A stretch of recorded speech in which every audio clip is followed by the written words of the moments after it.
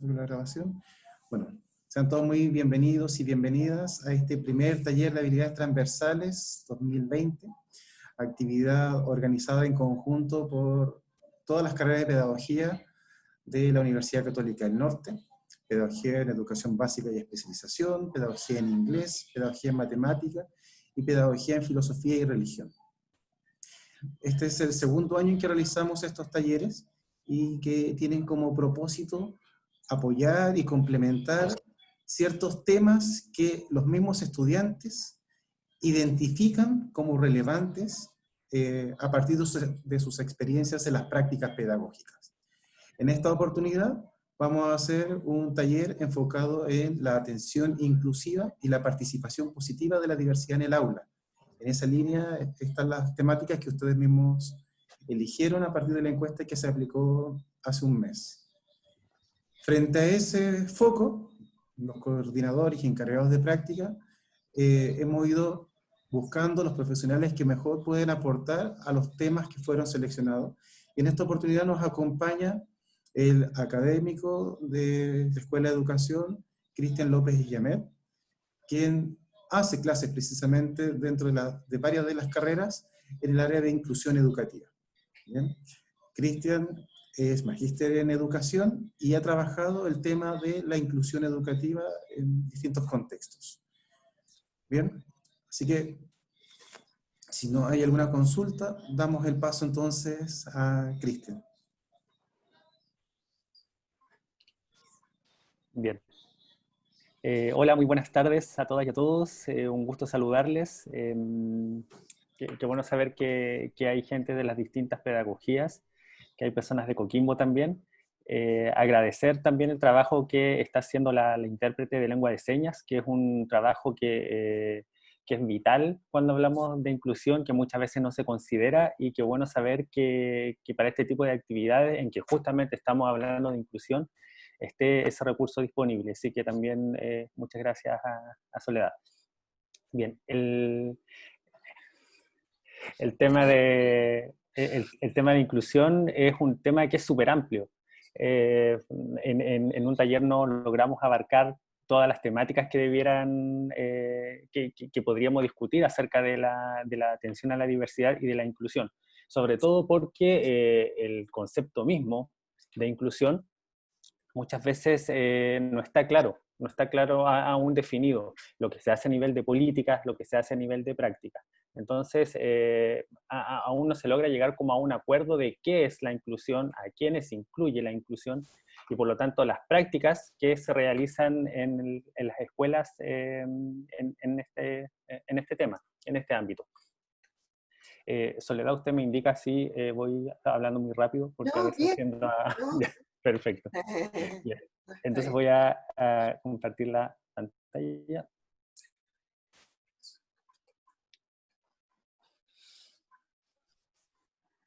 Si me quedo pegado, me esperan porque ustedes, como ustedes saben, falla muchas veces el internet. Vamos a partir con una actividad entonces justamente viendo qué es lo que nosotros asociamos a la diversidad. Entonces les voy a solicitar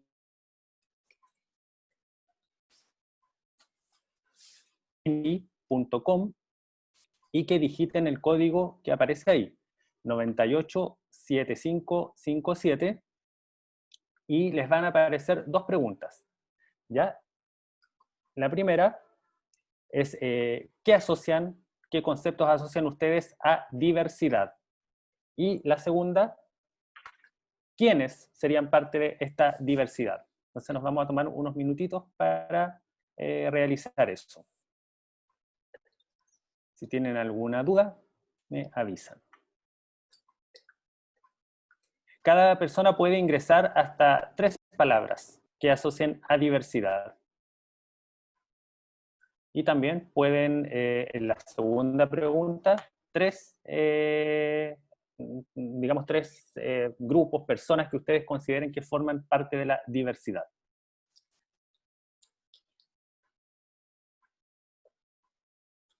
Ingresaron el código para ir viendo, vamos a formar una nube de palabras.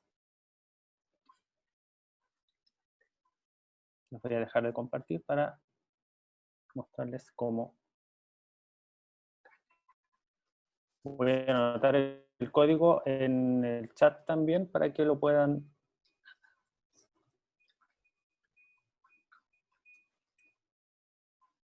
Y vamos a ir viendo la nube que se va formando.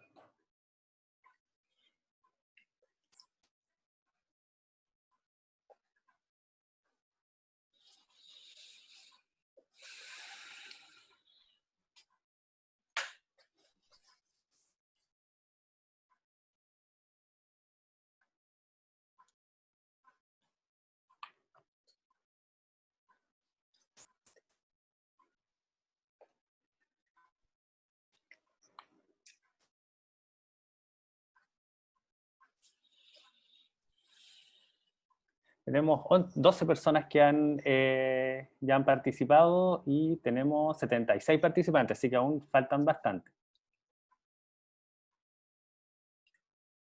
¿Ya? Arriba tienen las instrucciones, tienen que ingresar a www.menti.com y digitar el código 987557 y les van a aparecer dos preguntas.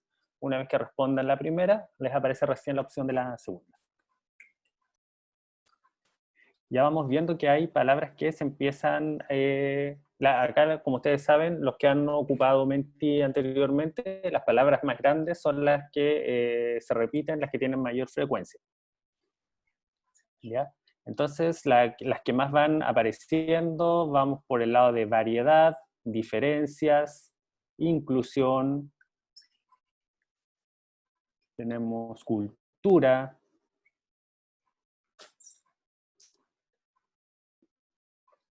multiculturalidad, que es un concepto también se tiende a utilizar mucho cuando de lo que debería hablarse es de interculturalidad. Después podemos dar unos minutos también para ver cuál es la diferencia.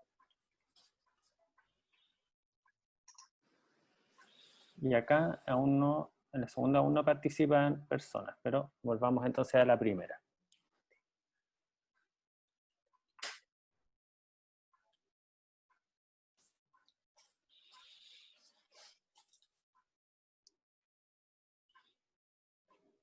Las personas que hayan respondido a la primera, pasen de inmediato a responder la segunda.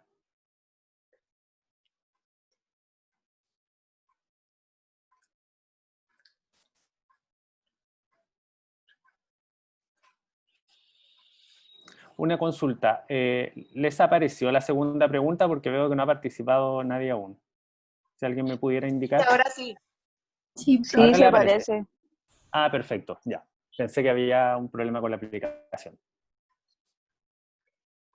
Vamos a dar 2 minutos y continuamos.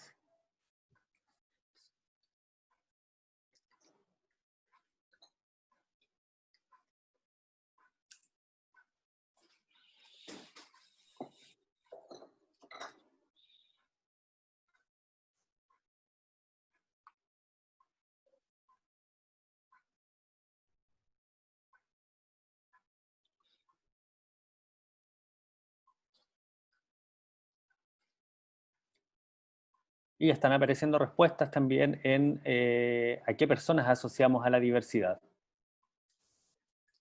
¿Ya? Tenemos todas las personas pusieron a alguien, estudiantes, pueblos originarios, capacidades diferentes, NE, todos somos diversos, extranjeros, personas zurdas.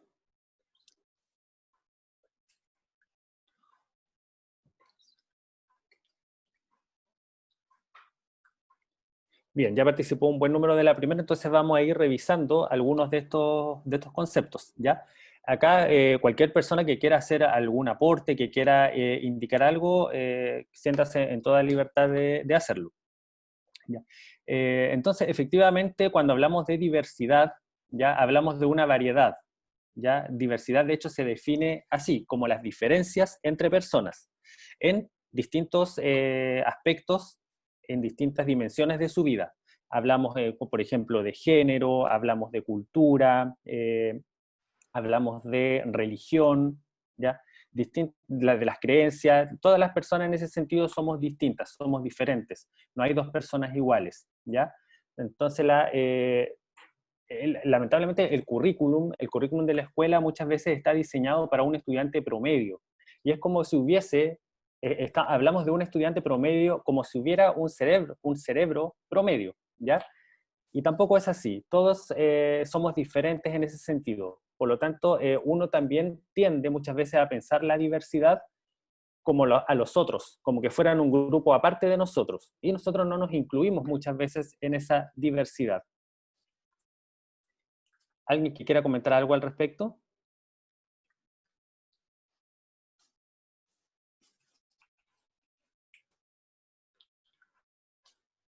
¿No? Bien. Vamos viendo algunas palabras que tenemos ahí. Efectivamente, hablábamos, como dijimos, de variedad, diferencias. Tenemos ahí la palabra minorías, ¿ya? La diversidad no necesariamente son minorías, ¿ya? En la diversidad estamos todos. Salen diferencias entre pares, correcto. Diferentes habilidades, correcto también. Todos tenemos distintos estilos para aprender y diferentes habilidades.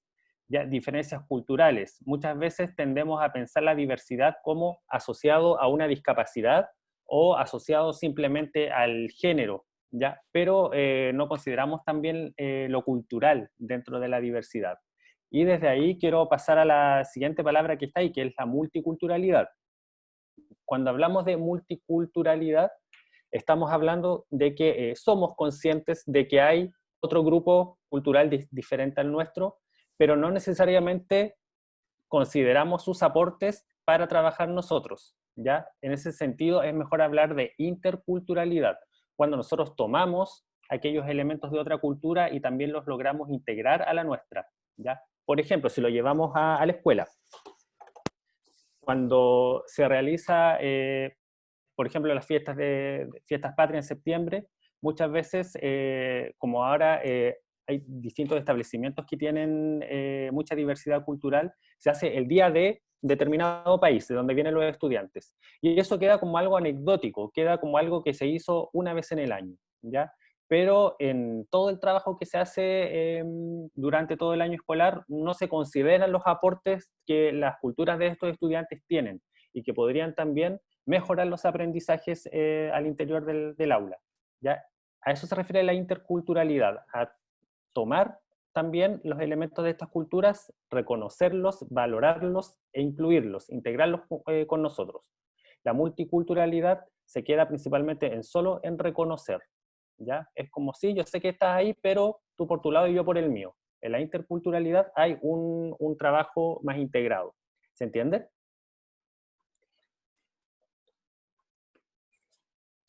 ¿Sí? ¿No? Sí, ¿Sí? sí, profe.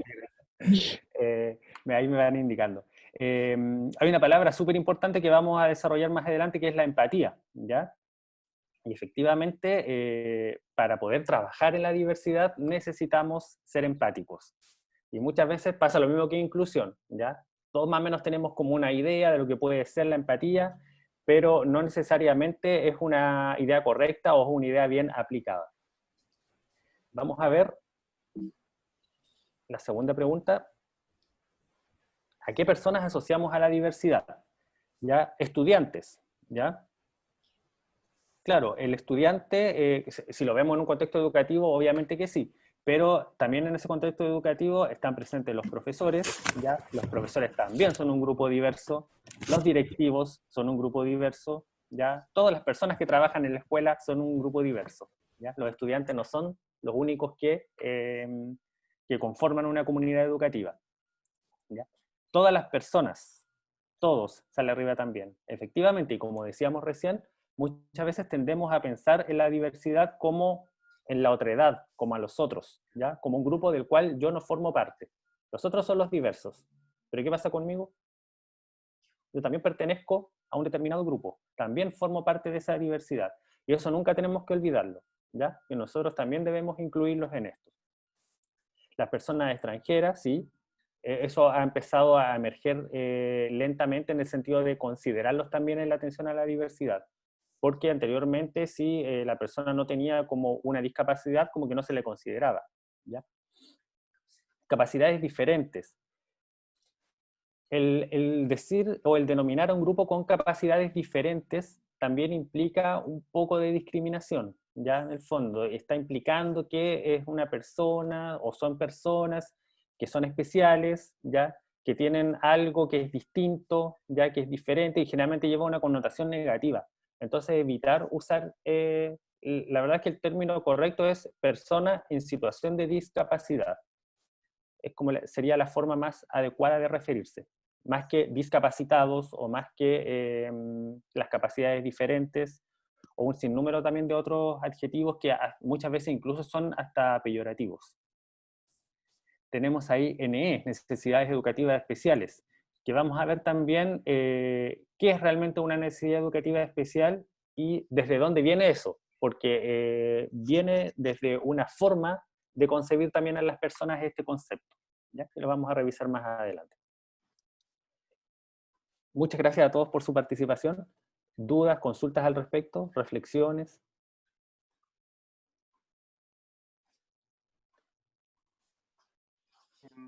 Yo quisiera comentar algo ¿Sí? que me pareció bien interesante porque efectivamente uno ve a la diversidad como algo ajeno. En el fondo se ve como que fuese algo un poco negativo, pero en el fondo es súper positivo y enriquecedor. Exactamente. La diversidad es una oportunidad al interior de la escuela. Y afortunadamente ha costado, sí, ha sido lento el proceso, pero ya no se ve tanto como una barrera, no como algo que debiéramos uniformar o que debiéramos segregar. Ya se está comenzando a ver como algo que puede y que de hecho enriquece los distintos procesos que suceden al interior de la escuela. Gracias por el comentario. ¿Alguien más que quiera comentar algo? ¿No? Bien. Entonces, como mencionábamos recién, la diversidad representa las diferencias. Ya todos somos diferentes en cuanto a nuestras creencias, nuestra cultura, nuestro estilo de aprendizaje, nuestras formas de relacionarnos con nuestro entorno, nuestro género, nuestro idioma, ya en todo somos diferentes. Si bien compartimos ciertas dimensiones en nuestro grupo, en nuestra cultura, pero en sí somos diferentes. Incluso los grupos que uno asocia a la diversidad, por ejemplo, personas en situación de discapacidad, personas ciegas, ¿ya? Entre sí también son diferentes, ¿ya? No son iguales, ¿ya? Entonces también es necesario cómo hacer esa distinción. Y esta multiplicidad hace que no haya dos estudiantes distintos. Sin embargo, el currículum a nivel como de estructura muchas veces está estructurado como para un estudiante promedio, ¿ya? Es algo que muchas veces cuesta trabajar y por eso también es necesario, se han hecho también obviamente los esfuerzos por diversificar la enseñanza. Lo último que se ha hecho, que es el decreto 83, justamente apunta a eso, a poder entregar múltiples formas para que los estudiantes puedan acceder al conocimiento, para que puedan expresar lo aprendido y también cómo los podemos comprometer con su aprendizaje. Nosotros como ser humano tenemos la necesidad siempre de estar etiquetando, todo lo etiquetamos, ¿ya? Y etiquetar a las personas no es la excepción, ¿ya? Pero muchas veces esta etiqueta, y que al interior de la escuela se da bastante, ustedes me imagino que ya han hecho más de una práctica, ya o al menos una práctica, y han visto que muchas veces los estudiantes a veces ni siquiera son llamados por su nombre, sino que son los niños pie, la niña tanto, no sé si les ha pasado en su cotidiano.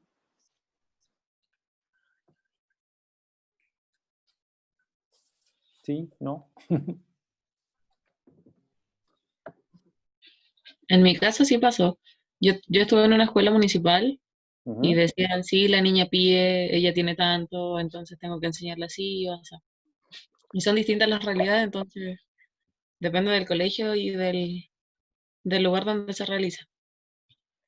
Exacto. Gracias, Rocío. Rocío de matemáticas, ¿verdad? Sí. Sí. Ujú. ¿Alguien Bueno, iba? sí.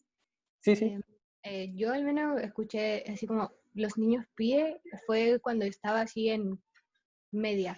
De primero medio hasta cuarto medio siempre escuché que cierta X persona o algún inspector venía y decía, necesito sacar a los niños pie. Y ni siquiera así como necesito, o con una lista, nada. sino que eran los niños pie y nada más. Exacto, de inmediato poniendo ahí la etiqueta en un grupo. La persona se despersonaliza, deja de tener hasta nombre, porque pasa su etiqueta, pasa su diagnóstico a tomar la primera instancia, ¿ya? Empieza a ser cómo lo identificamos. Y estas etiquetas tienen obviamente muchas consecuencias. Tienen algunos aspectos positivos que ya vamos a revisar, pero fundamentalmente tiene consecuencias que son negativas para lo socioemocional. Y es así como a veces hablamos de, por ejemplo, algunas de las conductas que se tienden a repetir en las escuelas y con las que identificamos a los estudiantes, que es muy conversador o conversadora, que preguntan de todo, que son muy inquietas o inquietos, que tienen pocas amigas, que tienen muchos amigos, que les gusta la rutina, no miden riesgos, que son muy sensibles, que tienen baja tolerancia, que son muy impacientes, que aprenden muy rápido y así una lista muy larga. ¿Dónde creen ustedes que podríamos clasificar esas conductas en las personas, en los grupos que están ahí en rojo? Estos son más o menos diagnósticos que usualmente se dan en las escuelas, del déficit atencional, de Asperger, talento, dificultades de aprendizaje, déficits sensoriales, y personas, estudiantes que no tienen un diagnóstico, que por eso le puse doble comilla y le pondría 1000 comillas normal, ¿ya? Porque es una palabra que no debiéramos usar en un contexto educativo, ¿ya? Refiriéndonos a personas normales. Pero si tuvieran que clasificar, ¿cómo lo harían? Si alguien me pudiera dar un ejemplo.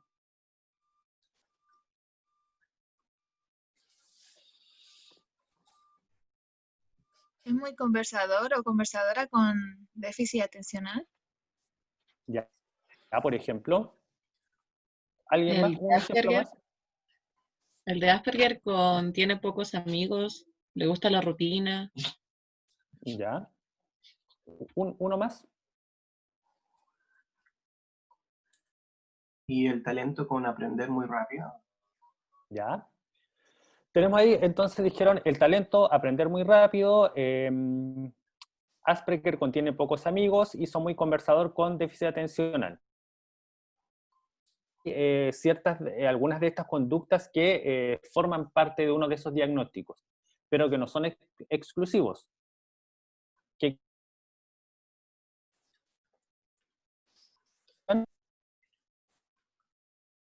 ¿Aló?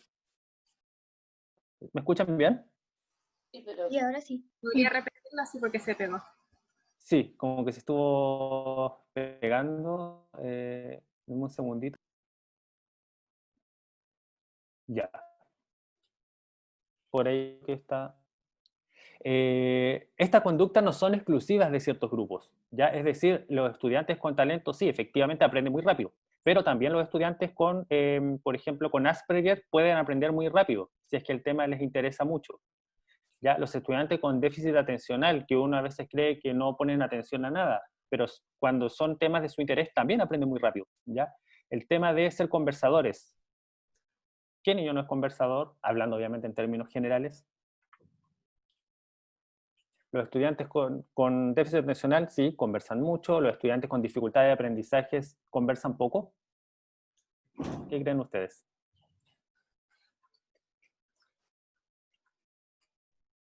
Hola, profe, buenas tardes. Buenas tardes. Yo creo que depende del chico con la necesidad especial. Por eso ninguna de esas características, como decía usted, es exclusiva de una etiqueta, sino que todos pueden compartirla. Exacto. ¿A qué voy con esto?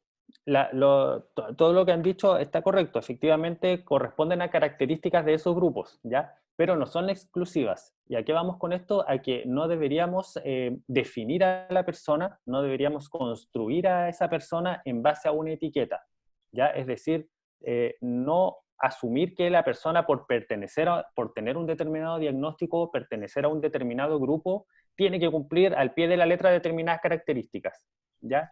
¿Y por qué digo esto? Porque muchas veces prejuiciamos, ¿ya? Y anteriormente ya nos hemos hecho juicios acerca de esa persona, expectativas sobre esa persona, y generamos también acciones sobre esa persona, ¿ya? Solamente en base a una etiqueta, ¿ya? Las personas somos más que una etiqueta. Por eso muchas veces se habla, por ejemplo, de los niños autistas, como si el autismo fuera la única característica de ese estudiante. Pero ese estudiante es muchas otras cosas, no es solamente un diagnóstico, ¿ya? Entonces es necesario que reflexionemos sobre esto, sobre no poner características en base a una etiqueta, no poner sobre la persona características en base a una etiqueta, y que además son características muchas veces negativas, ¿ya? No referirnos a la persona solo por su diagnóstico. Por ejemplo, acá en este grupo tenemos los estudiantes con talento, que son estudiantes que aprenden súper rápido, y que pareciera ser una característica que dentro de todo es positiva. ¿A quién no le va a gustar que le digan que es talentoso? ¿Ya? Pero, ¿qué pasa esto? Los y las estudiantes que tienen características de talento muchas veces también lo pasan súper mal, porque tienen que cumplir con las expectativas de todo el mundo, de sus profesores, de sus familias, ya de sus amigos. Si hay algo que no saben, se sienten presionados porque sienten que tienen que saber de todo, que tienen que terminar todo rápido, que no pueden tener mal rendimiento. Muchas veces también ponen una mochila súper grande sobre sus espaldas, ¿ya? Entonces muchas veces etiquetas que incluso parecen ser positivas, a veces no lo son tanto, ¿ya? No sé si se entiende más o menos a qué voy con la idea. Y si hay comentarios al respecto.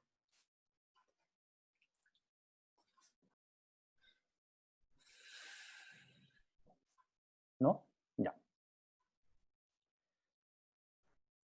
Ahora, dos palabras que son súper importantes, que son la integración y la inclusión. Me estuve adelantando porque primero les quería consultar si es que ya es obvio que hay ciertas diferencias, pero ¿qué ustedes entienden por integración y por inclusión? ¿Alguna idea? Son dos procesos por los que ha pasado nuestro sistema educativo. ¿Ya? Primero con la integración de traer niños con necesidades educativas especiales a colegios, ¿Ya? pero hacer que su desarrollo académico sea en espacios físicos distintos a lo del resto de los alumnos. Uh-huh. Y la inclusión, lo que quiere, o lo que se quiere lograr, el gran desafío es que incluir a todos los estudiantes, sea cual sea su cualidad o capacidad, dentro de un mismo espacio físico, con un mismo profesor y una misma sala, en el fondo. Uh-huh. Excelente, Fernando. Justamente es eso, lo que tú dices. Ya, integración implica que hayan adecuaciones, que hayan ajustes para que aquellos estudiantes que tienen una dificultad puedan integrarse, puedan incorporarse al aula regular, ¿ya? Y ahí son grupos que ingresan al aula regular, pero que incluso al interior del aula regular igual están un poco separados, están un poco aparte, ¿ya? En ese sentido, por ejemplo, ustedes pueden ver los programas PIE, ya que funcionan en distintas modalidades y donde hay también grupos de estudiantes que están en algunas asignaturas, pero que en otros momentos se van al aula de recursos. Entonces igual se produce una segregación. La integración fue súper importante en su momento porque permitió disminuir la discriminación que había en ese momento y permitir que las escuelas se abrieran a recibir a otro modelo más biomédico. ¿Qué quiere decir esto? Que la persona es la poseedora de una dificultad, de un déficit, e implica la integración que tiene que haber un tratamiento o una rehabilitación para que haya una normalización, ¿ya? Y que cuando esa persona sea rehabilitada y ya funcione, digamos, como cuando sea normalizada, recién puede incorporarse al aula. Entonces, si ustedes se fijan, eso es lo que hay detrás, ¿ya?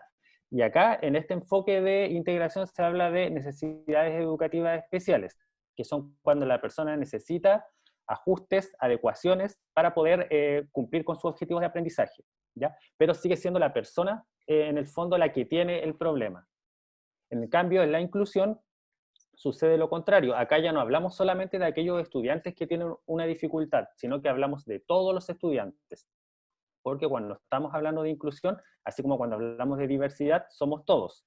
Y acá el problema no lo tiene la persona, sino que lo tiene el contexto, lo tiene el ambiente, que es quien levanta barreras para que los estudiantes o las personas no puedan participar plenamente de los distintos espacios de aprendizaje. Por eso acá no se habla de necesidades educativas especiales, sino que se habla de barreras para el aprendizaje.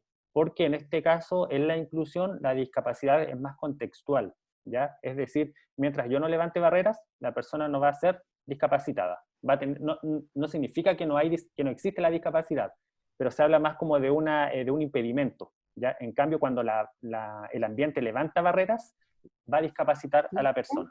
¿Se entiende la diferencia? ¿Sí? Hola.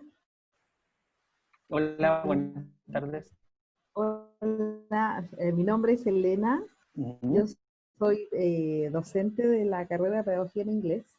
Muchas gracias por esta oportunidad y también me alegra mucho ver a muchos estudiantes de Pedagogía en Inglés dentro de los participantes. Y precisamente por lo que tú estás explicando de integración e inclusión, les comento y realmente les expreso además mi admiración por los estudiantes que están en formación ahora, porque se enfrentan a un gran desafío con esto de la ley de inclusión. Bien como tú decías, que se eliminaron barreras, eso está muy bien. Eso sí que, como muchas cosas en nuestro país, se dicta la ley y no se implementa, digamos, no se capacita al profesor. Y les cuento brevemente que en el caso nuestro, por ejemplo, Pedagogía en Inglés, el año pasado yo precisamente fui a un taller que hubo en Pedagogía en Inglés, fue en noviembre del año pasado, algo así fue, y con respecto a los alumnos sordos, y cómo se han integrado a nuestra asignatura. Tú sabes, nuestra asignatura inglés es escuchar, muchos escuchar y muchos hablar. Entonces, ellos si bien se pueden comunicar, ellos ya son bilingües porque tienen su lenguaje de señas, pero el profesor no está capacitado. O sea, desgraciadamente el Ministerio de Educación, la parte formal nuestra, no han habido muy pocas instancias de perfeccionar, de capacitar al profesor. Por eso se agradece también esto que tú nos estás ofreciendo, es muy importante y repito mi admiración por los alumnos que ya van a empezar a salir, que ellos se enfrentan a esta realidad. Ahora en Antofagasta fue muy interesante el taller porque hay solamente 2 lugares. En cuanto a inglés, hay en educación básica, está la Escuela Italia, que tiene una persona que se comunica con lenguaje de señas, que da apoyo al profesor, no solamente al profesor de inglés, esa persona está para todos los profesores, pero está para los alumnos con capacidades auditivas diferentes. Y en la educación media está el Liceo B3. Y eso sería todo. O sea, el alumno que es sordo, y de hecho trajeron a este taller, fue muy buena la iniciativa, trajeron a un alumno que pasaba de la básica a la media, de la Escuela Italia al Liceo B13, y trajeron a sus profesores. Y los profesores contaban lo mismo que les estoy diciendo, que al final ha sido autoperfeccionarse con, con tutoriales y con todo, porque ahora estaba ese curso, ese taller que hubo el año pasado, pero al final todos los profesores que le han hecho clase a los alumnos sordos tuvieron que, tú sabes, tienes el alumno sordo en tu clase, y bien por la inclusión, muy bien, pero hasta ahí llega, hasta ahí llega la inclusión, y te dejan ahí, y bien, uno por supuesto lo acoge, uno tiene una vocación y va a acoger al alumno, pero también uno tiene cierto techo de tus habilidades. Todos estos profesores tuvieron que, por las de ellos, solo empezar a aprender lenguaje de señas para poder comunicarse. Ahora, cómo les hacen las pruebas, porque las pruebas, bueno, la parte auditiva obviamente no la pueden hacer, pero la parte de expresión oral algo pueden hacer, y con mucho orgullo mostraban los logros. El alumno, por ejemplo, que nos visitó, él se puede comunicar con algunas palabras en inglés, lo cual está bien. Hago unos pequeños diálogos, bien. pero al final, repito, en nuestro país siempre vamos al revés. La ley de inclusión es muy buena, pero debe llevar de la mano la capacitación del profesor. Y en el caso nuestro específicamente, lo digo por el inglés, para nosotros, por ejemplo, incluir alumnos, la inclusión de alumnos sordos específicamente en nuestra clase, es un desafío. Es un desafío que uno toma con mucha altura de mira y con mucha vocación, pero también no debería ser así, debería también el Estado, debería el Ministerio de Educación apoyar. Y hay, Exacto. te lo digo, está esta persona que trabaja para la corporación, y hay como creo que dos personas con lenguaje de señas, capacitadas en lenguaje de señas, que están contratadas para ir a apoyar a los colegios que tienen alumnos sordos en toda la ciudad. Y para de contar, eso sería todo.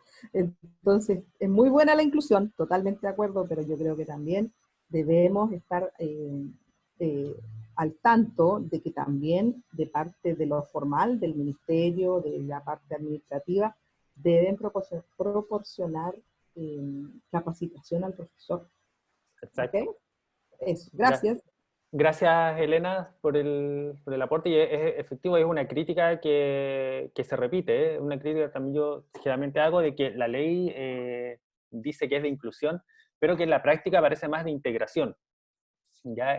No, porque precisamente no proporciona como la capacitación adecuada, los recursos adecuados para que efectivamente haya una real inclusión al interior de los establecimientos. Ya, una características que tienen las escuelas inclusivas son justamente escuchar las voces de los distintos actores de la comunidad. Esto incluye también apoderados, directivos, otras redes que tenga la escuela, y también la capacitación docente. No le puedo pedir al profesor también que haga algo para lo cual no ha sido entrenado, para lo cual no ha sido capacitado, ¿ya? Incluso muchas veces los estudiantes hablan de que no fueron preparados, por ejemplo, para atender a estudiantes con déficit atencional o estudiantes que aprenden muy rápido, ¿ya? ¿Qué hago con estos estudiantes? ¿Los tengo de ayudantes? ¿Qué puedo hacer? ¿Ya? Y ahí hay otras técnicas como profundizar en el conocimiento, ajustar el nivel de desafío, ¿ya? Para que esos estudiantes no se aburran. Porque también sucede muchas veces que pensamos en la inclusión o pensamos en la atención a la diversidad con aquellos estudiantes que tienen dificultades. Pero tenemos la otra cara de la moneda también, que son estudiantes que aprenden súper rápido. ¿Y qué hacemos con ellos? También ellos, si es que no los ayudamos, también estamos levantando barreras para el aprendizaje. Entonces, lo que se habla en el decreto 83, por ejemplo, del diseño universal para el aprendizaje, es justamente pensar el proceso de enseñanza desde antes, ¿ya? Para que no, y no estar haciendo los ajustes una vez que yo estoy haciendo la clase, para así saber desde antemano con qué barreras me voy a enfrentar y hacer todas las adecuaciones necesarias para eliminarlas, ¿ya? Es un tema que es súper amplio y que podríamos hablar mucho rato, pero para que también ustedes vayan reflexionando sobre eso cuando tengan que ya estar al interior del aula. ¿Dudas hasta ahora? ¿No? No. No, ninguna. Muchas gracias. Bien, entonces estábamos hablando también un poco de aquellas consecuencias socioemocionales que la etiqueta tiene para estos estudiantes, para estas estudiantes, ¿ya? Y cómo muchas veces los estudiantes también manifiestan ciertas conductas al interior del aula que nosotros tendemos a prejuiciar o a evaluar muy anticipadamente, y a veces utilizamos la etiqueta o diagnósticos que ellos tienen como para justificarla y para establecer como, o para actuar de cierta forma frente a ellos. Pero muchas veces esta conducta es una forma de comunicación, ¿ya? Y esta conducta es muchas veces, acá es súper bueno el ejemplo del iceberg, ¿ya? Porque nosotros estamos viendo como la parte de arriba, pero abajo hay muchas otras razones que explican estas conductas, ¿ya? Entonces el que nosotros podamos conocer por qué las razones que hay detrás de estas conductas o las funciones que tienen estas conductas nos va a permitir realizar intervenciones más adecuadas, abordajes más adecuados, ¿ya? O incluso nos va a ayudar a prevenir en el futuro que conductas que pueden, que quizás pueden dañar un poco el clima de aula no se repitan. Las conductas que presentan los estudiantes al interior del aula pueden deberse a 4 razones. Primero, escape. ¿Ya? ¿Qué quiere decir esto? Que muchas veces el estudiante tiene una conducta que consideramos negativa, que puede ser como una forma de evitar una situación de conflicto, ¿ya? Por ejemplo, estudiantes que tienen dificultades para leer con la lectura y que no quieren leer y que botan el libro o que hacen como desorden cuando saben que en algún momento les va a tocar leer. Muchas veces, y a estos estudiantes generalmente se les manda a inspectoría, por ejemplo, ¿ya?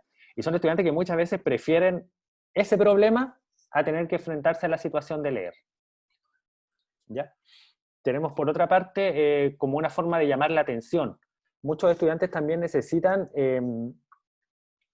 llamar la atención del docente o de la docente porque muchas veces no comprenden lo que se está explicando o, por el contrario, lo comprenden muy rápido, pero necesitan validación también de parte de su profesor, de su profesora. Por otra parte, también tenemos la conducta que se expresa con un motivo de una ganancia, ¿ya? Es decir, quiero obtener lo que quiero y además cuando quiero, ¿ya? Y ahí habla un poco de la impulsividad. Hay muchos estudiantes que son muy impulsivos, ¿ya? Que no tienen esa regulación emocional, ¿ya? Y que muchas veces cuando están pequeñitos es esperable que no la tengan, ¿ya? Pero que deberíamos nosotros también contribuir a educar en eso, a ir educando emocionalmente. Sabemos que es mucho, que los docentes tienen muchas cosas por hacer en el aula, pero también debemos ser capaces de ir educando en lo emocional a nuestros estudiantes. En la impulsividad, por ejemplo, muchas veces el estudiante no entiende la señal implícita, sino que hay que explicitarle, ya hay que decirle, mira, no puedes gritar, yo voy a ir a atenderte apenas termine de responderle a este estudiante, ¿ya? Pero muchas veces el estudiante, si no se lo digo, no lo comprende. Entonces tenemos que hacerlo explícito, tenemos que hablarle claro y que así el estudiante pueda ir entendiendo que los otros, sus compañeros y sus compañeras también pueden tener dudas y también necesitan respuestas de parte de sus docentes. Y finalmente también la conducta a través de o por necesidades sensoriales. ¿Qué quiere decir esto? Bueno, nosotros, como sabemos, recepcionamos la información del ambiente por nuestros distintos sentidos, pero hay estudiantes también que a veces necesitan mucho más, que son los buscadores sensoriales, ¿ya? O también tenemos estudiantes que son evitadores sensoriales, que sobrereaccionan a la estimulación del ambiente. Y así tenemos, por ejemplo, estudiantes que van empujando al otro porque su espacio personal es más grande. Nosotros muchas veces podemos verlo como una conducta más disruptiva, ¿ya? Pero es simplemente que el estudiante también necesita un poco más de espacio personal, como que se estresa de ver gente tan cerca. Entonces nosotros, antes de establecer cualquier acción, debemos ser capaces de poder conocer las razones que están detrás de estas conductas. Y para ello, una habilidad fundamental es la empatía. Si yo les pregunto qué es la empatía, ¿qué me dirían ustedes? Empatía es ponerse en el lugar del otro. Ponerse en el lugar del otro, bien. ¿Comprender el lugar del otro? ¿Comprender, dijo? Sí, sí. ¿Ya? Exacto, sí. Comprender también puede ser. ¿Algo más?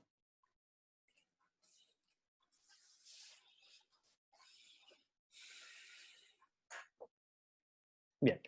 La empatía es una de las habilidades, me parece que alguien, a lo mejor por el chat, alguien está comentando, vamos a ver. Tratar de comprender el porqué del pensar y actuar del otro. Ese tratar es súper importante, Joyce, lo que está comentando. Ya vamos a ver por qué. La empatía es una de las habilidades sociales fundamentales, ¿ya? Algunos autores la han descrito como, por ejemplo, en las inteligencias múltiples. ¿A cuál inteligencia creen ustedes que corresponde la empatía?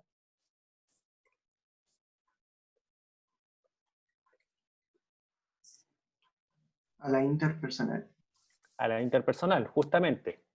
Gardner la empatía la incluía dentro de la inteligencia interpersonal, en el sentido de que aparece en mi relación con los otros, ¿ya? La empatía es algo también que se puede entrenar, ya es algo que se puede aprender.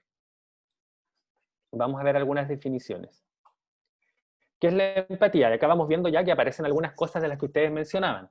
Es la habilidad para estar consciente del otro, comprendiendo sus actos, sus sentimientos y sus emociones. En ese sentido, nosotros nos conectamos con los demás. Y no necesariamente, a veces no entendemos por qué la persona está reaccionando así, pero el que no lo entendamos no significa que no estamos siendo empáticos, sino que estamos de todas formas conectando. Sabemos que la otra persona lo está pasando mal, ¿ya? Y a lo mejor nosotros podemos hasta pensar muchas veces, igual está poniendo mucho, a lo mejor no es para tanto, ¿ya? Pero eso nosotros lo dejamos de lado, sino que entendemos que la persona se está sintiendo de una determinada forma. En ese sentido nosotros estamos conectando con esa persona. Y eso es ser empático, que no es lo mismo que sentir simpatía o sentir compasión, que se tiende muchas veces a confundir la empatía con estas dos otras palabras. ¿Por qué? Porque la empatía, la simpatía o la compasión nos puede llevar a sentir lástima por la otra persona y al final a menospreciarlo. Al final no nos estamos poniendo en el lugar. Estamos intentando a veces solucionar el problema de la otra persona cuando la otra persona ni siquiera nos los ha pedido, ¿ya? O no sabemos si necesita realmente eso. A lo mejor la otra persona necesita solamente que la escuche, solamente que la comprenda, que la entienda por lo que está pasando, ¿ya? Y también muchas veces la simpatía o la compasión nos lleva a bajar las expectativas de nuestros estudiantes, ¿ya? Como decíamos recién, nos lleva a menospreciarlo. Y cuando nosotros también bajamos las expectativas hacia nuestros estudiantes, ellos responden a esa baja de empatía, ¿ya? Responden con bajo rendimiento o con mala conducta, ¿ya? Etcétera. ¿Dudas? ¿Están de acuerdo? ¿Están en desacuerdo? ¿Queda clara la diferencia entre empatía, la diferencia con simpatía, con compasión?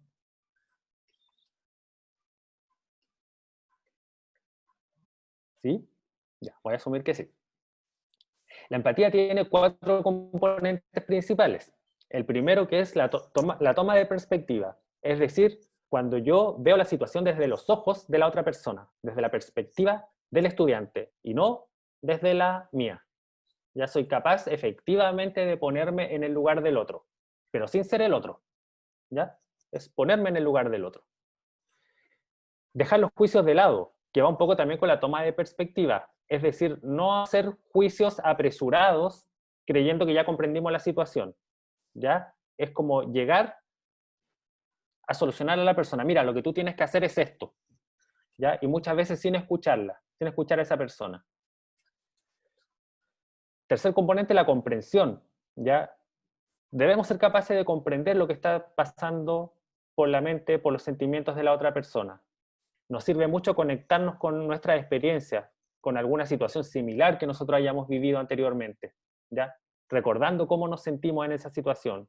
Y eso nos puede servir mucho para ponerlos en el lugar del otro. Comunicar, ¿ya? Es decir, utilizar la escucha activa. La escucha activa no significa, significa también todo lo que nosotros hacemos con nuestro lenguaje no verbal, con nuestra comunicación no verbal. Es decir, que la persona perciba que nosotros estamos ahí, que estamos con ella, ¿ya? Que estamos para dar nuestro apoyo. Y no intentar, como ya hemos dicho anteriormente, dar solución al problema, ¿ya? Como profesores tendemos a hacer eso, tendemos a solucionar de inmediato, intentar solucionar de inmediato como las problemáticas, los conflictos, ¿ya? Pero muchas veces no vemos si es lo que realmente se necesita, ¿ya? Muchas veces la persona simplemente necesita saber de que yo voy a estar ahí para apoyarla, para ayudarla cuando lo necesite. ¿Sí? Yo les voy a dejar unos documentos, un cuestionario de empatía y algunos textos breves con algunas claves para poder construir ambientes empáticos al interior del aula, ¿ya? Para que los puedan ir revisando y aplicando cuando estemos de vuelta. Algunos los podemos adaptar también a este contexto online que estamos pasando. Pero, por ejemplo, ¿cómo se imaginan ustedes que podemos construir un ambiente empático al interior del aula?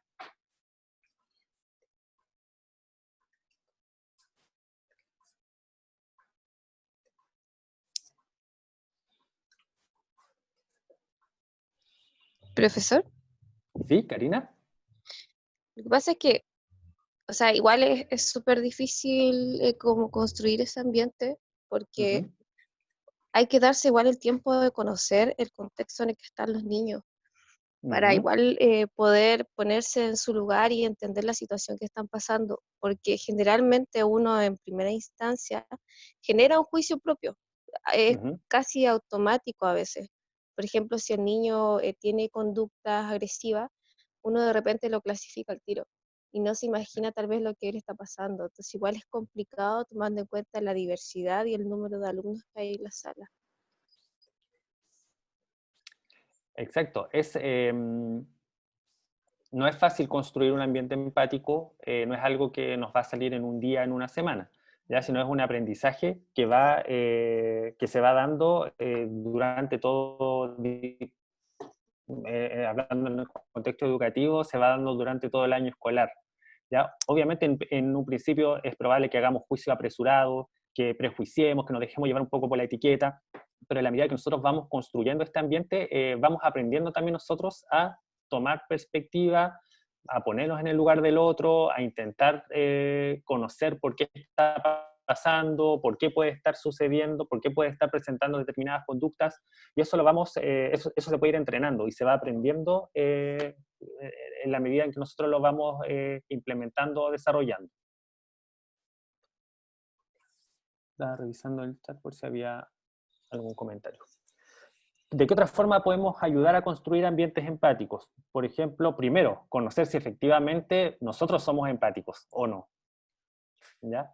Revisemos qué características tienen las personas empáticas y veamos si nosotros cumplimos también con esas, ¿ya? No podemos intentar ser empáticos si efectivamente vemos que aún nos faltan habilidades para ello, ¿ya?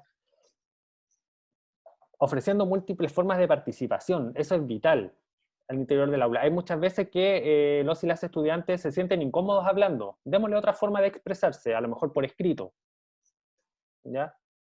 Y quizá así también el estudiante se va a sentir más en confianza para poder opinar, ¿ya? Para también contar lo que le sucede, ¿ya? Es importante en ese sentido, como decía Karina al principio, conocer también el contexto donde se mueven esos estudiantes, conocer sus intereses, ¿ya? Ustedes pueden generar, también les puedo compartir como un inventario de intereses, pero ustedes también pueden crear los propios. Ir a principio de año, ver qué temáticas les interesa a los estudiantes, de qué forma les gusta aprender, cuáles son sus asignaturas favoritas, de repente su música favorita, porque a través de eso podemos conectar también con su mundo, conectar con su contexto y conectar con lo que sienten. Participar nosotros también, eso es súper importante. Cuando le pidamos la opinión de determinado tema a un estudiante, nosotros también comentar nuestra opinión, ¿ya? Porque nosotros también tenemos una, y ese estudiante también ya deja de percibirnos como algo separado, algo como distante, lejano, ¿ya? Sino que mira, el profesor también opina esto de determinado tema, ¿ya? Nosotros también hacer eso. Reflejar siempre cuando no estemos seguros si estamos comprendiendo determinada situación, preguntar, mira, quisiste decir esto, corrígeme si me equivoco, ¿ya? Llevarlo siempre como no hacer una interpretación si no estamos seguros de lo que el estudiante nos está transmitiendo, ¿ya? No tengamos miedo de preguntar, ¿ya? Porque así el estudiante también siente que está siendo escuchado y que está siendo valorado lo que él está diciendo o lo que ella está diciendo. ¿Sí? ¿Se comprende? Profesor. Sí, Carolina. Sí, hola, profe. Yo soy la Miss Carolina, soy de Pedagogía en Inglés. Me alegra mucho ver a varios de mis estudiantes acá. Me interesa muchísimo este tema que usted está mostrando ahora, por cuanto desde el momento del estallido social hasta con la pandemia y las movilizaciones de nuestros estudiantes, se habla mucho de la palabra empatía. Y es casi como una bandera de lucha y lo ha sido desde el mes de octubre del año pasado.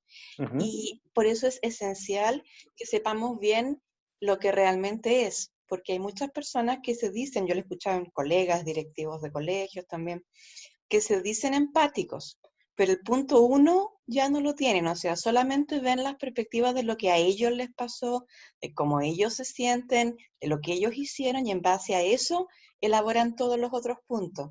¿Y qué es lo que pasa? Que el estudiante que le costaba expresar una dificultad, una situación, se da cuenta que el profesor lo único que hace es hablar de él o de ella. No está mal, como usted dice, está bien compartir la opinión, pero después el alumno se siente a que empiecen a decirle cómo tiene que actuar y lo que a mí me pasó, y según yo, y eso es muy importante de clarificar. Ojalá que mis estudiantes ahora estén muy concentrados tomando apuntes, porque lo primero y lo más importante y lo más difícil muchas veces de lograr es ponernos en la perspectiva del otro. Exacto. Dejar de decir es que cuando a mí me pasó, lo que yo dije, sino que pensar cómo piensa la otra persona, aun cuando esa persona sea muy distinta a mí, que es un doble desafío. Eso, profe. Gracias. Muchas gracias. Y justamente de lo último que señalaba Carolina es, yo al ser empático no necesariamente tengo que estar de acuerdo con la otra persona, ¿ya? El ser empático no significa, sí, estoy de acuerdo con todo lo que tú dijiste, ¿ya? Sino ser capaces de ponerse en la otra posición, de lo que está sintiendo, de lo que está pensando, pero no necesariamente tenemos que estar de acuerdo, ¿ya? Es parte también como de la diversidad, en que todos pensamos distinto, podemos tener posturas distintas y no dejar de ser empáticos por eso.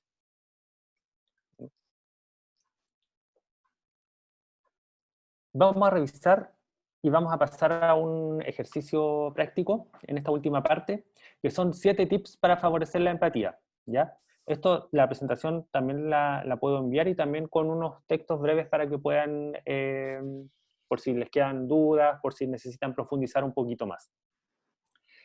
Primero, lo que se habla, muchas veces se habla de que tienes que tratar a los demás como te gustaría que te trataran a ti, ¿ya? Que se dice que es como la regla de oro, ¿ya? Pero en realidad nosotros debiéramos tratar a los demás como quieren y como necesitan ser tratados, ¿ya? Si yo trato a las personas como quiero que me traten a mí, y como muy bien decía Carolina, vuelvo a centrar la atención en mí, ¿ya? Y eso no es ser empático. Tengo que ser capaz de ponerme en el lugar del otro. Entonces tengo que ver cómo el otro o la otra necesita y quiere ser tratada, ¿ya? Y ahí yo recién me estoy poniendo en el lugar de la otra persona. Cuando trato a los demás, insisto, como yo quiero que me traten a mí, estoy pensando en mí, ¿ya? Así de simple. Segundo, realizar preguntas abiertas, no asumir que uno sabe las respuestas, ¿ya? A ver, pensar en algún ejemplo, pero muchas veces nosotros asumimos que la otra persona está pasando por alguna emoción, por ejemplo, esto te hizo sentir muy enojado, ¿verdad? La persona me va a decir sí, no, ¿ya? Pero en el fondo yo estoy asumiendo la emoción de esta otra persona. Ya es mejor hacer preguntas abiertas, ¿ya? Donde la persona se le dé el espacio para poder hablar, para poder expresar lo que está sintiendo. El consejo número 3, dejar por un momento de lado tus propias reacciones, ¿ya? En el momento de ser empáticos, la otra persona es la que importa, ¿ya? Yo también importo, pero en ese momento estamos centrándonos en la otra persona. Ya por eso es dejar de lado nuestras propias reacciones, por ejemplo, no pensar que la otra persona está siendo exagerada, o ¿cómo reacciona así? Si a mí una vez me pasó y yo en realidad ni me conmoví, ¿ya? Bueno, súper bien si a mí no me pasó nada, pero la otra persona no tiene por qué reaccionar igual que yo. Siguiente, hablar desde el yo y no desde el tú. Explico esto porque pudiera parecer contradictorio con lo que estábamos hablando recién. ¿A qué se refiere? Cuando, por ejemplo, un estudiante se está portando mal al interior de la sala, ya, cuando nosotros hablamos del tú, le estamos echando un poco la culpa de lo que está pasando. ¿Sabes qué? Tú te pusiste a gritar y el curso se me desordenó, ¿ya? Le estoy atribuyendo a él la culpa de algo, ¿ya? Y para ser empático, eso es súper perjudicial. Entonces es mejor hablar desde el yo, lo que a ustedes les pasó, la interpretación que ustedes hicieron. Mira, yo creo que los estudiantes se pusieron nerviosos porque quizás tú levantaste un poquito la voz, ¿ya? Pero es hacerlo más como desde una interpretación más personal, porque si la otra persona también tiene el espacio para decir, sí, quizás a lo mejor yo levanté la voz, ¿ya? Pero no, esta persona no se va a sentir confrontada o cuestionada o interpelada, ¿ya? Cuando yo le hablo desde el tú, le estoy atribuyendo muchas veces la culpa de una situación, y eso va a hacer que el estudiante se cierre, ¿ya? Y no se abra a ser empático tampoco con nosotros. El número 5, escuchar activamente lo que los estudiantes tienen que decir, ¿ya? La escucha activa es una de las condiciones fundamentales de la empatía, ¿ya? Y va efectivamente en poner toda nuestra atención en lo que la persona nos está diciendo. Y cuando se refiere a toda nuestra atención, es no estar con el celular mientras nos hablan, que nuestra postura también implique que estamos poniendo atención. Es mirar, es asentir, ¿ya? Es mostrar cercanía y no estar como mirando a otro lado, o estamos llenando el libro de clases, por ejemplo. ¿Ya? Es dedicar toda nuestra atención hacia esa persona. 6, que lo dijimos recién también, como profesores tendemos a de inmediato intentar solucionar los problemas, y muchas veces la persona solo quiere que la escuchen, no necesita nada más que eso, y a veces, muchas veces ni siquiera nos ha pedido que hagamos algo, pero ahí vamos nosotros a intentar solucionarlo, ¿ya? Entonces, ser empático también significa como respetar ese límite, y si la persona requiere nuestra ayuda, darla, y si no la requiere, no tenemos por qué obligarnos o obligar a la persona a recibir ayuda. Obviamente hay situaciones extremas que no podemos dejar pasar y que nosotros como docentes tenemos que intervenir o actuar, pero también para eso nosotros tenemos el criterio para saber qué cosas sí y qué cosas no, ¿ya? Por ejemplo, si en lo que el estudiante estuviera transmitiéndonos, nosotros detectamos que puede haber una situación de abuso, por ejemplo, no podemos eso pasarlo por alto. Tenemos que nosotros que intentar intervenir o indagar más allá de qué está sucediendo. Pero si es un problema, digamos, entre comillas, más doméstico del aula, a lo mejor nosotros podemos manejarlo de forma distinta. Y 7, validar sus sentimientos, que va un poco en el sentido de no pensar de porque son niños, porque son niñas o porque son jóvenes, sus sentimientos son menos válidos, ¿ya? Muchas veces tendemos a hacer eso. Pero si son cabros chicos ya se les va a pasar, ¿ya? Cuando vemos, por ejemplo, que tenemos estudiantes adolescentes sufriendo por amor, pero si a los 15 pasa eso, si obvio que tiene que sufrir, ya después cuando sea grande va a aprender. Y tendemos a invalidar y la persona lo está pasando mal en ese momento. Con el desarrollo afectivo que se tiene en la adolescencia, no se puede esperar que reaccione como una persona adulta. Entonces es súper importante validar lo que la otra persona está sintiendo y no disminuirlo, no aminorarlo. ¿Ya? ¿Se comprende? ¿Dudas, consultas? Mientras reviso lo que van escribiendo en el chat.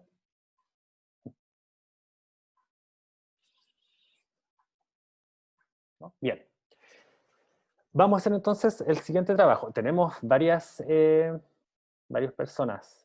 No sé, ahí le pido ayuda a David, si está por ahí. Cuéntame, acá estoy. David, hay 98 personas conectadas, un número bastante amplio, muy bueno por lo demás. Hacemos actividad en grupo, no sé si lo consideras adecuado. Yo creo que sí, podemos hacerlo. Habría que hacer ¿Sí? varios grupos, ¿no? Y como hay varias colegas, nos ayudan a apoyar los distintos grupos. Perfecto. Entonces, vamos a trabajar con estos tips de empatía. ¿Y qué vamos a hacer? Ya vamos a trabajar con un caso, que es el que está acá. El caso de Diego, ya que es un estudiante que está presentando algunas dificultades. Entonces, la idea es que cada grupo tome un tip de empatía y que lo aplique en el sentido de cómo sería una buena aplicación de ese tip y un ejemplo de una mala aplicación del tip. ¿Sí? ¿Se comprende? ¿Cómo podría funcionar como una buena idea ese tip o cómo podría funcionar como una mala idea? Un ejemplo de cada uno para solucionar este caso. ¿Sí? ¿Se entiende? Sí. Perfecto. Entonces, ¿hacemos los grupos aleatorios? Sí, ¿David? voy a armar 10 ¿Sí? grupos para que haya Perfecto. 9, 10 personas. ¿Ya? Ok. Tú me dices cuándo. para ver si es que ya leyeron el problema y todo. Les podemos mandar el problema también por... Ah, perfecto. Lo podemos pegar ahí y también los tips. Ya. Entonces, se activaron los grupos. Voy a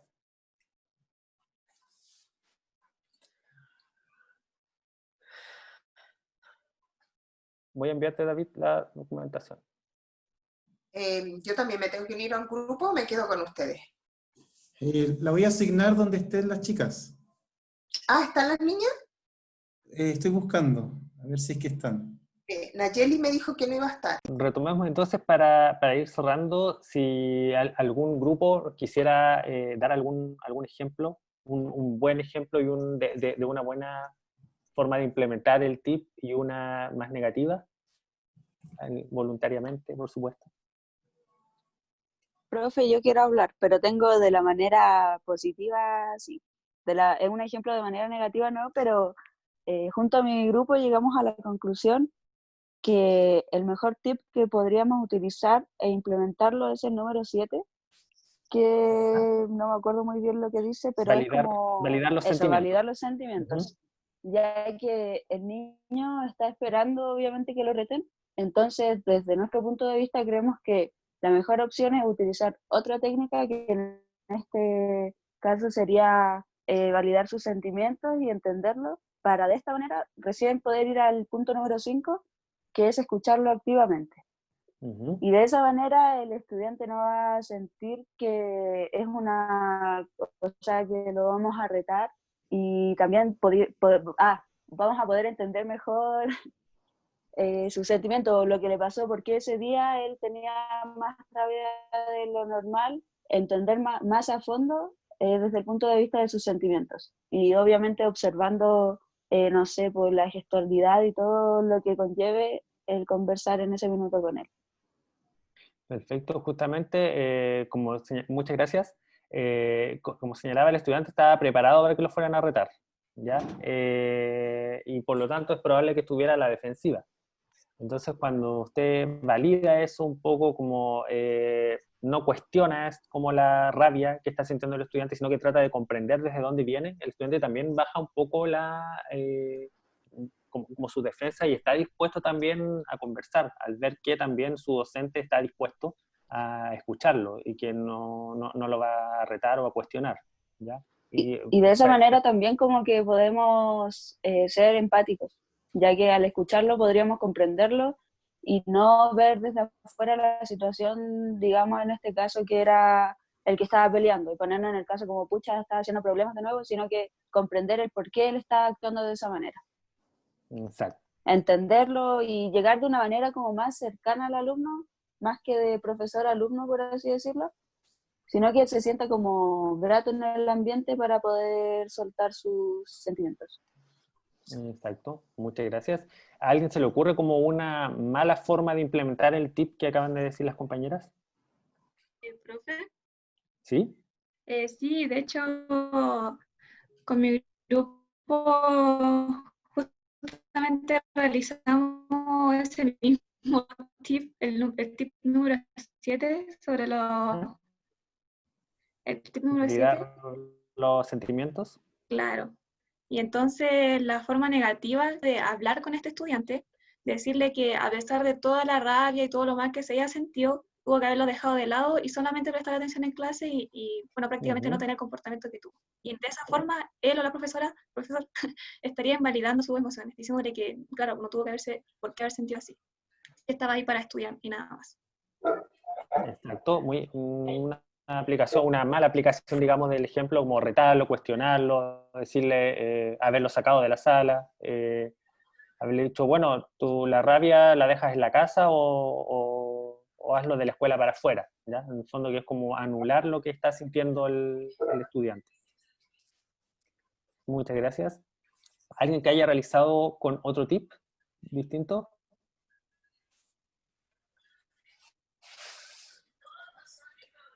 Y nosotros utilizamos el tip número 1, que es Perfecto. tratar a los demás como quieren y necesitan ser tratados. Como que llegamos a la conclusión de que podría ser el tip más adecuado y de utilizarlo de buena forma sería tratar al alumno con sutileza sin retarlo. O sea, tratarlo como él no espera que lo trate, tratando de iniciar una conversación con el niño para que él pueda expresarse sin la presión del castigo. Y una mala forma de utilizar el tip sería de hecho hacer a lo que él tiene miedo, de retarlo y castigarlo. Exacto, o podría ser, de repente cuando nosotros tenemos rabia, como queremos que nos dejen solos. Entonces yo podría pensar que como a mí yo prefiero que me dejen solo, el estudiante también puede querer lo mismo. ¿Ya? Ni siquiera vamos a hacer el intento quizás de acercarnos, de ver qué es lo que está sucediendo. ¿Ya? Pero en este caso, como ustedes lo ejemplificaban, es tratar como necesita ese estudiante o como requiere ser tratado, entonces es al menos acercarme y ver si puedo hacer algo. Si puedo generar alguna acción. Muy bien, muchas gracias. Estos tips en todo caso no es que ninguno sea más importante que el otro, sino que todos tienen el mismo nivel de importancia. ¿Algún otro ejemplo que nos pudiera entregar con otro tip? Nosotros con mi grupo Ajá. usamos el tip número 3, que es dejar de lado nuestras propias reacciones. ¿Ya? Y aquí llegamos a la conclusión de cómo era una conducta repetitiva, posiblemente la profe o el profesor puede haberse sentido ya como colapsado con la manera de actuar de Diego. Y de esa manera, la buena forma sería como conversar de manera tranquila, intentando entender lo que le pasa. También implementamos el tip 5 para preguntarle cómo se sentía y por qué, y tratar de entender por qué sucedía lo que hacía, y a la vez suprimir nuestras reacciones con el uso del tip 3, con el fin de poder mediar entre su parte y la parte de nosotros. Perfecto. Acá hicieron como un trabajo ahí conjunto de varios tips a la vez. Claro, sí. Exacto. Súper bien, la idea es justamente, estos tips no suceden como de a uno, sino que ahora por tiempo lo hicimos de a uno, pero en la práctica igual se van dando de forma conjunta, se van dando de forma simultánea. Muy bien. ¿Algún último ejemplo que nos pudieran entregar con otro tip?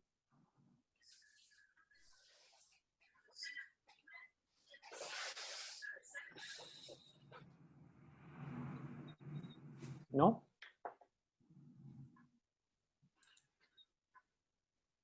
¿Un último ejemplo? Yo, por ejemplo, ¿Ya? con mi grupo hablamos de que ir directo a hablar con Diego podría ser, así como decía la compañera, que entender sus emociones. Como dice al final del caso, dice de que de malas ganas el niño quiere hablar.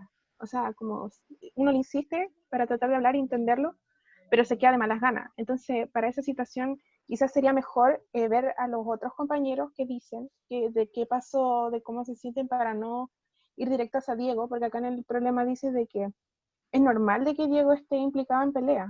Entonces, sería como un ataque indirecto, llamar a solamente Diego. No, o a Diego primero. Entonces, el caso que, o sea, el tip que preferimos nosotros sería el de hablar con los demás compañeros primero. Ya. Bien, que no sé qué número es. Es otra forma de abordar la situación, y obviamente esto ustedes al conocer el contexto obviamente van a también poder evaluar la mejor forma de abordar la situación. ¿Ya? En este caso, súper bien, ustedes consideran de que quizá ir directamente donde Diego podría ser un poco perjudicial, a lo mejor primero darle como el tiempo para que pueda calmarse o para que no sienta como que es culpable o como no lo pudiera sentir como un ataque personal quizás, sino que se van a centrar primero en los compañeros. Y súper bien, porque justamente también dentro de alguna intervención o dentro de la construcción del ambiente empático, no tenemos que construirlo solamente con aquellos estudiantes que pudieran presentar alguna dificultad. La idea es que el ambiente se pueda construir con todos. Así que súper, súper bien. Bien, muchas gracias a todos por su participación. Lamentablemente por tiempo no alcanzamos a poder revisar más, pero son tips que obviamente no son todos los que uno puede utilizar, también hay muchos más, también su pericia como docentes, de la medida que también vayan adquiriendo más experiencia, les va a ir dando también otras formas de poder resolver este tipo de conflictos al interior del aula. Cristian, ¿Sí? ¿nos va a hacer llegar el PowerPoint por favor? Sí, por supuesto, ningún problema. Sí, a través de los profesores de las prácticas, ¿no? No sé, David, ahí sí me puede ayudar. Y a través de los profesores de práctica lo podemos enviar a cada una de las carreras. Gracias. Y les voy a enviar también unos documentos, como que desarrollen un poquito más esta temática. Perfecto.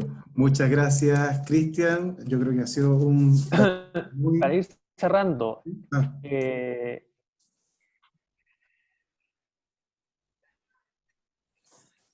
¿aló? ¿Aló?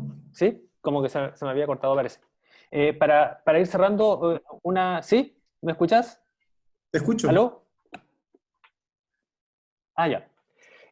Para ir cerrando, algunas conclusiones finales. Primero, como decíamos recién, todos somos parte de la diversidad. Ya en ese sentido no tenemos que pensarla como las otras personas, como grupos del cual yo no formo parte. Ya todos formamos parte de la diversidad. El otro tema es que decíamos también, no definir a la persona en base a una etiqueta, a un diagnóstico. Es decir, sí, efectivamente, al interior del aula y también en la vida nos vamos a encontrar con personas que tienen distintas problemáticas, distintos diagnósticos también, pero que se corresponden a una característica que tienen esas personas, y no es la única característica, no es lo que los define como personas. Entonces, evitar construir en base a una etiqueta, ¿ya? Porque muchas veces eso establece prejuicios y establece también cosas o acciones más negativas que podemos tener sobre las personas, ¿ya? La etiqueta tiene un lado positivo, que es, al interior de la escuela también nos ayuda a poder entregarle el mejor servicio a ese estudiante, pero también tiene un lado negativo, que es justamente la estigmatización o la discriminación que puede ocurrir. Entonces, muchas veces es un arma de doble filo que hay que saber muy bien ocuparla. Todas las conductas no son porque sí, ¿ya? Tienen una función, tienen un trasfondo, hay algo atrás de ellas. Debemos ser capaces como de identificar eso para poder generar también los abordajes más adecuados. La empatía, que hablábamos también, no significa compasión o simpatía, ¿ya? No significa estar de acuerdo en todo con el otro, significa poder ver desde la perspectiva del otro también, ponernos en el lugar del otro sin ser el otro, ¿ya? Y poder validar también sus sentimientos y las reacciones que le ocurren frente a determinada situación. Un ambiente empático se puede construir dentro del aula, ¿ya? No es algo fácil, no es algo que sucede rápido, pero si somos constantes y empezamos a hacer un trabajo sistemático en eso, lo podemos construir. Y para eso, que es el último punto que sale ahí, para eso no estamos solos, ¿ya? En una comunidad educativa se trabaja mucho de forma interdisciplinaria, ustedes lo saben, y para eso también podemos contar con el aporte de otros docentes, de otros profesionales que trabajan, por ejemplo, en los PIE o en los otros programas que están en la escuela. Entre todos nos pueden colaborar a construir ese ambiente empático. No depende solamente de ustedes. Eso por mi parte, no sé si hay dudas. Agradecerles por la asistencia y por la participación. Puedo dejar mi correo también por cualquier duda que tengan, y si necesitan algún otro taller o apoyo, por mi parte, encantado. Muchas gracias. Muchas gracias, Cristian. No sé si hay alguna consulta o pregunta. Tengo una pregunta, disculpe. ¿Sí? Sí, es que es un poco relacionado con lo que estaba hablando al principio acerca de inclusión. Me gustaría saber que yo soy de pedagogía en inglés y estoy haciendo con mi grupo la tesis sobre esto de inclusión. Entonces, me gustaría saber de dónde nace este tema de inclusión, porque leyendo algunos artículos no nace directamente de la ley de inclusión, o la ley de inclusión no abarca en sí lo que es la inclusión en temas de personas, por ejemplo, sordas o sordos, sino más que nada abarca los temas económicos. Entonces, mi pregunta va dirigida hacia de dónde nace más que nada este tema. Bueno,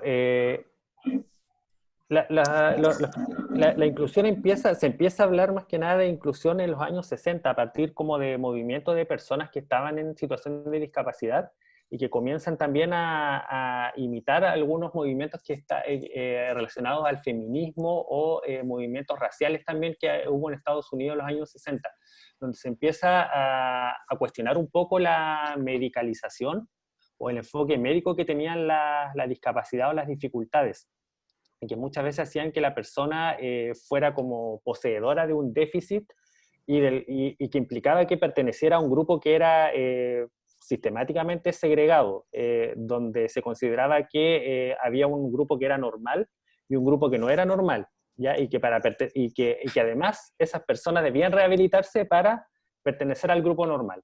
Entonces, muchos grupos empezaron a cuestionar eso y que ellos también podían tener también su vida independiente, siempre y cuando el ambiente eliminara las barreras que ellos tenían en los distintos espacios. Entonces, ellos planteaban que una vez que la sociedad o el ambiente bajara esas barreras, ellos ya no tenían una discapacidad, que podían participar como cualquier otra persona en los distintos espacios de la sociedad. Eso obviamente después empezó a traspasar también a otras esferas y llegó también al ámbito educativo, donde se dieron cuenta que también muchas veces el currículum, la misma infraestructura de la escuela iba produciendo también barreras. ¿Ya? No sé si algo... Sí, gracias. También tengo otra duda de cuándo en Chile, o sea, esta inclusión se empieza a implementar como en la escuela o en las aulas regulares, cuando empezamos a hablar de lleno de inclusión.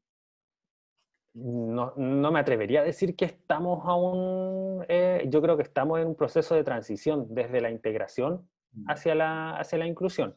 No podría decir que las aulas en Chile son inclusivas. Además que la inclusión siempre es un proceso, como que uno siempre está trabajando para llegar a la inclusión, pero como que no, es una práctica continua. No es que lleguemos a un día, al día, no sé, 3 de julio y digamos, hoy somos inclusivos, sino que uno siempre está trabajando para lograr la inclusión. Desde el año, si mal no recuerdo, 2009, que empieza con el decreto 170, que empieza a normar un poco el tipo de atención que pueden recibir las personas con discapacidad al interior de la escuela. Se crean los programas de integración escolar, pero que son justamente eso, son programas de integración que atienden a grupos específicos al interior de la escuela. Pero cuando hablamos de inclusión, tenemos que incluirlos a todos, y actualmente todavía hay grupos que quedan fuera de esto. Entonces, no me atrevería a decir que las aulas son inclusivas en Chile. Están trabajando para eso, estamos en un proceso de transición, pero incluso como señalaba, yo siento que incluso la ley es aún de integración, la ley que se llama de inclusión. Perfecto. Muchas gracias, Cristian. Por honor al tiempo, vamos a dejar pendientes las otras preguntas, pero cuando respondan la encuesta, al final pueden agregar también sus consultas o temáticas de interés para que nos sirvan de insumo para ir pensando los próximos talleres que vamos a ir desarrollando.